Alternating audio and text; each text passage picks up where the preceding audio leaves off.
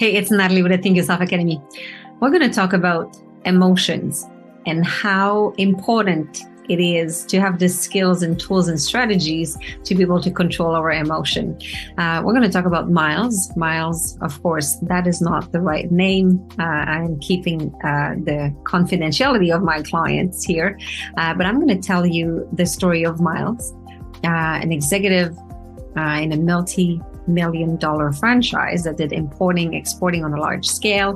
One day he came to his session with me very upset and stressed. He told me that a colleague of his, a partner for many years, had suddenly gone behind his back and sold him out to the executive board of the company. So that guy had made a play for his own advancement at the expense of Miles' career and reputation. So it was a very cold move, and Miles was blindsided. Not only blindsided, but he was hurt because his partner was also his best friend. They had worked together for a long time. So they had been working closely for many years. They were friends outside of the office. He was an older gentleman also, and he had advised Miles on many matters. So Miles had trusted him. So my client was really struggling to deal with the situation. And he had been working in the corporate world for decades and was used to cutthroat power maneuvers and tough negotiation. Normally, he would have cold-headedly countered the scenario and found a way to come out on top, or at least preserve his reputation and move with his head high. Like he would have been able to come out of this ahead. It was not the first time that he'd been stabbed in the back in his professional life, but for some reason, this time he was frozen, he was stuck, and he found himself acting foolishly and, in his own words, like an amateur. He was losing control of the situation. He was worried about his family, about his future. And during our sessions, Miles was able to see that the hurt and the anger, that was what in his prefrontal cortex, making him act like an amateur. What he was experiencing, these emotions, the hurt, the anger, was preventing him from accessing his usual resourceful self and his ability to react with confidence. He also discovered that the source of the emotions that he'd been carrying, they had been in his life since his mother left his family when he was young. And at the time, those strong feelings had helped him to cope with the rejection and the abandonment. And they had creeped up occasionally in his life throughout his whole lifetime, whenever a girlfriend or a friend broke things off for one reason or another. But they had never occurred in his professional life where his livelihood was at stake. So we identified that these negative emotions had served him in the past when he was a child, and when he had no other option but to bury his mother's abandonment with powerful feelings of angers.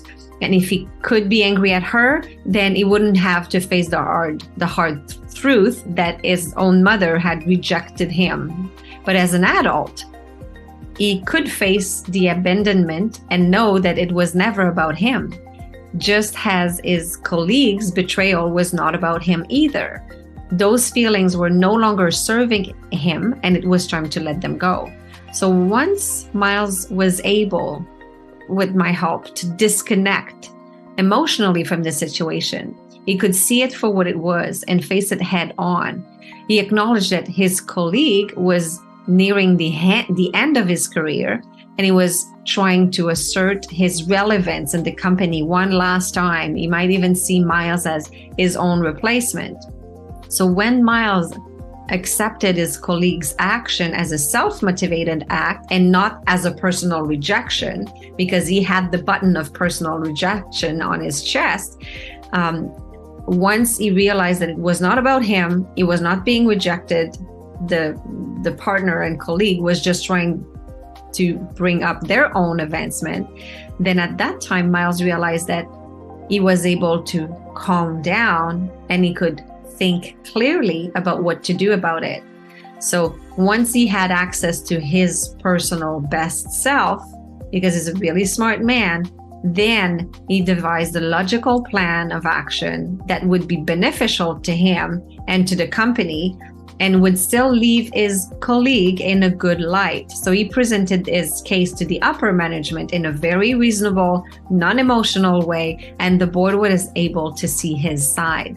So his colleague was actually invited to retire amicably, and Miles was promoted because of his resourcefulness and his ability to turn a professional crisis into a business opportunity.